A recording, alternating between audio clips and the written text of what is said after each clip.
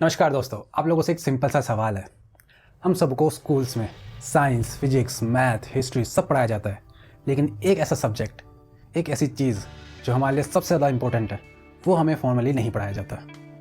जी हाँ, वो है फाइनेंस। हमें बेसिकली स्कूलों में फाइनेंस नहीं पढ़ाया जाता। कैसे पैसे सेव करने हैं, कहाँ पैसे बचाने हैं, कहाँ पैसे इन्वेस्ट करने हैं, कितना रिस्क लेना है, ये चीज़ें हमें नहीं पढ़ाई जाती। और इसी वजह से इंडिया में लगभग 70% से भी ज़्यादा लोग अपना पैसा ट्रेडिशनल तरीक़ों से सेव और इन्वेस्ट करते हैं, जो कि गलत नहीं है, लेकिन क्या इनफ है? इन्फ्लेशन धीरे धीरे हमारे पैसों की वैल्यू को कम करती जा रही है। आपके पास आज जो 100 रुपये का नोट है, उसकी वैल्यू 10 साल बाद 100 रुपये की नहीं रहने वाली। अरे आकाश भाई, फाइनेंस सुनते ही नींद आने लगती है। मैंने एक वीडियो देखी जहाँ पर एक बंदा कैंडलस्टिक के चार्ट को दिखा के बोल रहा था कि उसने वहाँ से पैसे बहुत कमाए हैं। बिल्कुल सही कहा सूरज। मुझे भी शुरू में ऐसा ही लगता था कि क्या करना है, कैंडल्स को पढ़ना ही तो है और पैसा लगा दो। क्या मैंने मार्केट से पैसे कमाए? डेफिनेटली कमाए। और क्या मैंने मार्केट से पैसे गंवाए? डेफिनेटली यस, मैंने पैसे गंवाए भी हैं। लेकिन इन दोनों सिनेरियो में एक चीज़ कॉमन है, वो है मैंने सीखा क्या करना है और क्या नहीं करना चाहिए। क्या करना चाहिए वो तो बात की बात है, क्या नहीं करना है वो पहले जानना ज़रूरी होता है। इंडिया में 90% से भी ज़्यादा लोग, जी हाँ 90% से भी ज़्यादा लोग फ्यूचर्स एंड ऑप्शन में अपना पैसा गंवाते हैं। मार्केट का ये वर्स्ट केस सिनेरियो है। क्विक प्रॉफिट के चक्कर में ना लोग मोस्टली अपना लॉस उठाते हैं। बिना नॉलेज के इन्वेस्टमेंट एक गैम्बलिंग है, इस बात का ध्यान रखना। एंड अगर अपनी पर्सनल जर्नी के बारे में बताऊं तो क्योंकि मैं पोस्ट ऑफिस से जुड़ा हुआ हूँ, क्योंकि मेरे पिताजी पोस्ट ऑफिस में काम करते हैं, तो मैं पोस्ट ऑफिस से जुड़ा हुआ हूँ, तो थोड़ा बहुत नॉलेज वहाँ की भी है। कैसे RD, FD, MIS, PPF, Sukanya Samriddhi योजना या फिर PLI, RPLI काम करती है, तो थोड़ी बहुत उसकी नॉलेज है। लेकिन जैसे जैसे मैंने एक्सप्लोर किया, मुझे समझ आया कि मार्केट भी एक चीज़ है। 2021 में मैंने मार्केट में एंट्री ली। उस वक्त ज़्यादा पता नहीं था, मैंने पैसे कमाए, डेफिनेटली कमाए। मुझे अभी तक याद है, मेरा पहला शेयर बैंक ऑफ बड़ौदा का था और उसमें मैंने 5 रुपये का प्रॉफिट कमाया था। हाँ, उस वक्त 2021 की मैं बात कर रहा हूँ। लेकिन द प्रॉब्लम इज़ कि मैंने बहुत सारी गलतियाँ भी की है और जितना मुझे सीखना चाहिए था उतना मैंने नहीं सीखा, है ना। तो इस जर्नी में मैं जो सीखा है, जो मेरा एक्सपीरियंस रहा है वो, और जो मैं सीख रहा हूँ वो दोनों कंबाइन होकर आप तक पहुँचेगा। पिछले 5 साल में मार्केट ने जो फ्लक्चुएशन दिखाई है, उसके भरोसे अगर बैठोगे तो बस अपना पैसा बनाओगे कम, गवाओगे ज़्यादा।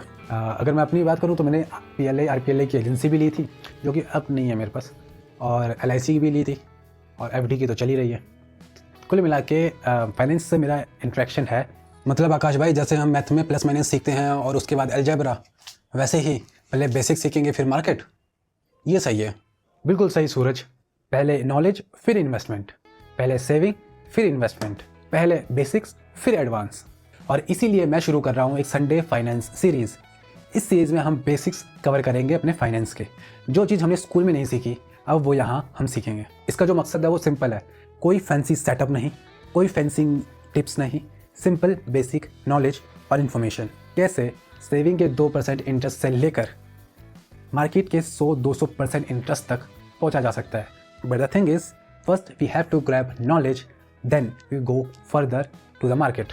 अदरवाइज इन्वेस्टमेंट किसी गैम्बलिंग की तरह है। हम लोगों के लिए इन्वेस्टमेंट किसी गैम्बलिंग से कम नहीं होगी। लंचस रुपये में आज की डेट में कोई करोड़पति नहीं बनता है, लेकिन अगर कोई बन रहा है तो वो एक गैम्बलिंग ही है। लेकिन उसी तरह से मार्केट में चंद रुपये लगाने से अगर आप लाख करोड़पति बनते हो तो किसी गैम्बलिंग से कम नहीं है।